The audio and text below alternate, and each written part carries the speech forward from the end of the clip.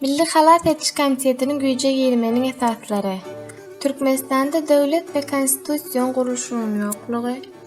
Konstitusiýanyň 3-nji maddasynyň 2-nji wendine esaslanyp häkimiýetiň ähli gurulşlaryny kanun çykarjy, ýerine ýetirji we kadyet guramaçylygyň jenaýetçi toparyň öz eline geçirmegi.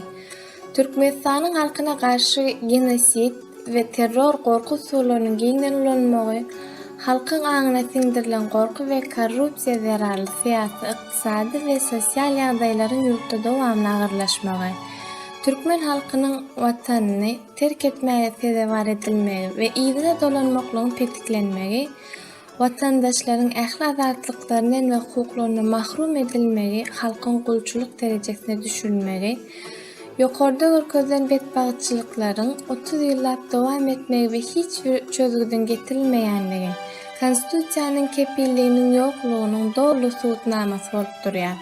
Netijede getirilen suwutnamalara sylgylanyp, gelecekki nesillerimiziň öňünde türkmen halky Milli Halat Etiş Komitetini döretmäge jogapkardyr. Milli Halat Etiş Komitetiniň güýje girmeniň esaslary Türkmenistanda döwlet we konstitusiýon gurulşynyň ýoklugy. 2006-njy ýylyň 20-nji dekabrynda Gurbanuly Berdimuhammedow konstitusiýada görkezlen tertip düzgünleri gödök bozup prezidentlik wezipesini bir kanun eýeledi.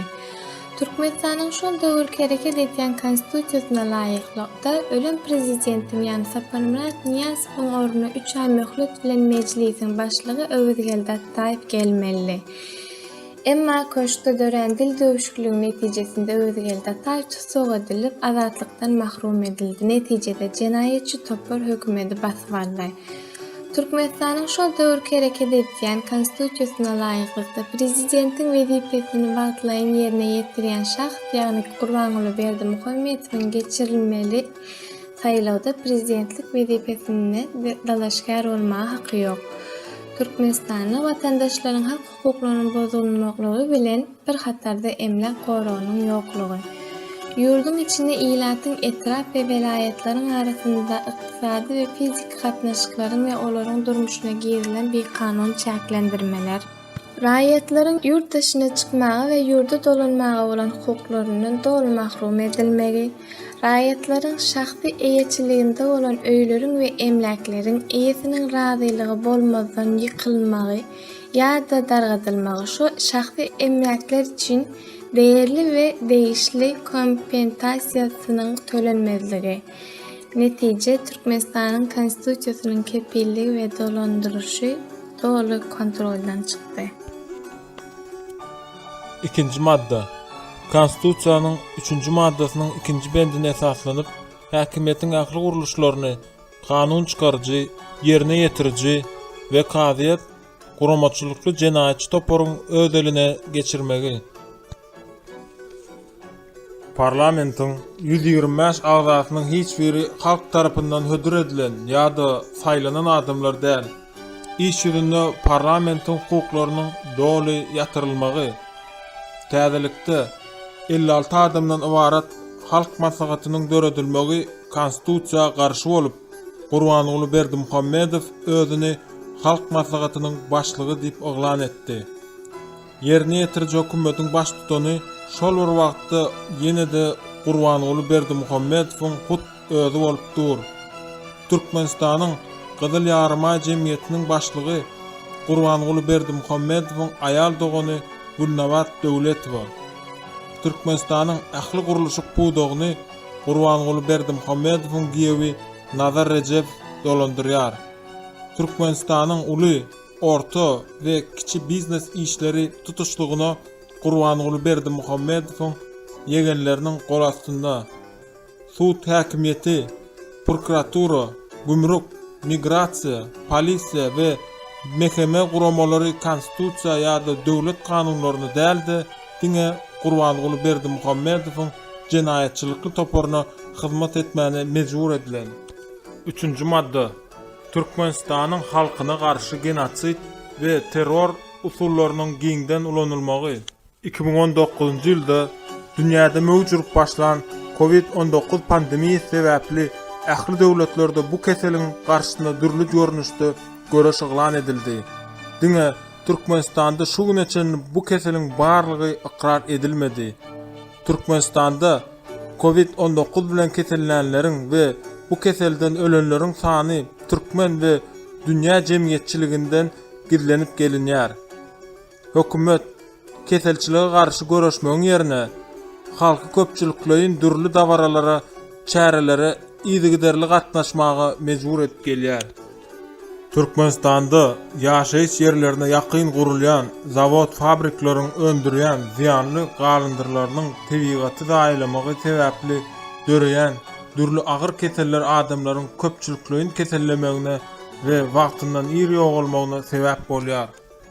Türkmenistanda syýasy, dini we öz başlyk pikirli adamlaryň bikanun tutsak edilmegi, olaryň gözgüni şertde we dar dyndanlarda değişli medisina hyzmaty bolmadyk halda hemde psihiki we fiziki basyşlar astynda saklanmagy, öldürilmegi ýa-da ýitirim edilmegi sistematik terde alınıp barylýar. Ýokarda görkezlen şertler we çäreler Türkmenistanyň halkyna garşy edilýän genotsiddir.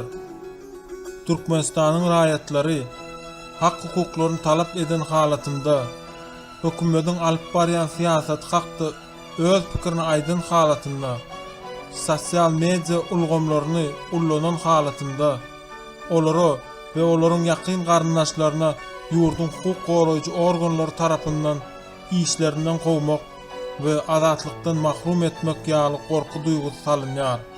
Hatda käbir halatlarda beýgüne adamlar ýitirim edilýär. Mektep ýaşyndaky çağlardan başlap ähli watandaşlaryň şahsy mobil we beýleki aragatnaşyk enjamlaryny eýesiniň islegi we razylygy bolmazdan bikanun ýagdaýda hökümet tarapyndan ýygyderli barlanyp durulmagy, diňe belli adamlaryň dälde ähli Türkmenistan watandaşlaryna bilgaslaýyn gorky duýgusy salynýandyr. 4-nji madda. Halkyň aňyna siňdirilen gorky we korrupsiýa derarly syýasy, ykdysady we sosial ýagdaýlaryň ýurtda dowamly agyrlaşmagy. Soňky ýüzýyllykda öňkü kommunistik we soňky ýyllaryň diktatura rejimi tarapyndan halkyň aňyna siňdirilen gorky we korrupsiýa netijesinde watandaşlaryň hiç birinden täze pikir we düşünje ortağa çykmady. Netijede Türkmen jemgyýeti köpçüliklerin akıl tarapdan degradasiýa uçrady. Düşündürüşler. Konstitusiýada görkezlen hak hukuklaryna garamazdan Türkmenistanyň ýylaty, TSSR we garaşdylyk zamany döwlet syýasatyndan gaty dokda saklanyp gelinýär. Türkmenistanyň garaşdylyk ýyllarynda halk ykdysady hak we hukuklaryndan mahrum edildi. Hökümetiň alyp barýan hyýanatçylyk syýasaty netijesinde neşe serişdelerinin ýylatyň arasynda giňden ýaýradylmagy we gün-günden artýan işsizlik zerarly köp sanly maşgalalaryň dargamagy bilen sagdy nesliniň ýetişmeginiň öňe alynmagy sebäpli ýylatyň sosial düzümi dolu bozuldy. Netijede Türkmenistanda syýasy, ykdysady we sosial guruluş dolu çökdi. 5-nji madda. Türkmen halkynyň watanyny terk etmegi, telebar edilmegi we ýygyna dolanmagynyň tetiklenmegi. Bikanun hökümet halky mal mülkleriniň we hak hukuklarynyň mahrum etmegi. Köpçüligi ýurdun daşyna çykmaga mejbur etdi. Etkilen şibatlaryny ýurdun daşyna çykan Türkmenistan watandaşlarynyň käbir maşgala agdalary hökümet tarapyndan bilgaslaýyn grewe alınıp galanlanyny sebäpli gadançylarynyň agramly beýlegi ýurda çağalaryny we gartaşan enatalaryna uğratmaly bolýarlar. Bank sistemasynyň düýbünden ýok edilmegi sebäpli olaryň uğradýan daşary ýurt valyutalaryny ýurda girişi oramaçylykly jenaýatçy toparyň urna hileli skemalary arkaly amala aşyrýar. Hileli skemanyň bu görnüşi köpüren diktator rejimleriň ýygy-ýygydan ullanýan usuly bolup durýar. 6-njy madda. Watandaşlaryň ähli adatlyklarynyň we hukuklarynyň mahrum edilip halkyň gulçuluk derejesine düşürilmegi. Kanun boýunça prezident wezifeti konstitusiýanyň ýekete kepilli edilip görkezdilen. Emma durmuşda konstitusiýanyň kepili bolup duran prezident şol konstitusiýany aýak astyna epeleýär. Meselen, Türkmenistanda geçirilen erkli sayıları ve referendumda halkın fikri sorulman gidin ýagdaýda geçirilýär. Halka diňe hökümete wekti netije aglan edilýär. Prezident saýlawlaryny şu wagtky diktator ülkes 95 götürüm referendumlar bolsa hemişe bir agzdan rady edilýär alýar. Şol bir wagtyň ödünni saýlamagy we saýlanmagy hukuky bolan 60 götürüm raýatlaryň ýurtdaşyny bolmagyna garamazdan daşary ýurtda hiç ýyly saýlaw nokatlary ornanmaýar. Netijede halk saylanmadık prezidenti ve işlemeyen kanunları basış ve beyni yumu metotlar bilen boyun eğdirler. Saylamak ve saylanmak hukuky elinden alınan cemiyeti, gorky, basış, ağlaw, dürli manipulasiyalar ve saklalaştırılan propagandalar bilen halkın aň düşünjesini gepli zäherläp cemiyeti doli degradasiya var etdiler. Orni uramachılıkly jinayatçy toporu dähpitde bolan kasan reformalary berip içi boş beýmani maksatnamalar altyn asar. Teadogo, balkanyş, parahatçylykly, bereketli, açyk kapylar siýasaty ynanşmagy geli we şuna bendeşler. We mecburi çäreler bilen çalşyrly.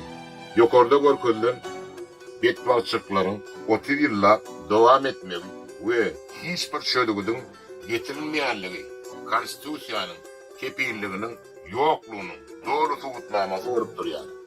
Netijede getirilen subutnamalara salgylanyp gelecekki nesillerimiň öňünde türkmen halky Milli Halat Ediş Komitetini döretmäge jogap berdi. 2021-nji ýylyň may aýynyň 20-si. Milli Halat Ediş Komiteti elan edilen günden güýje ýerýär. Milli Halat Ediş Komitetiniň dolanlyryş ýeňeşiniň eginleş ýolbaşçylary Sapar Yklymow, Halmara Söýünov,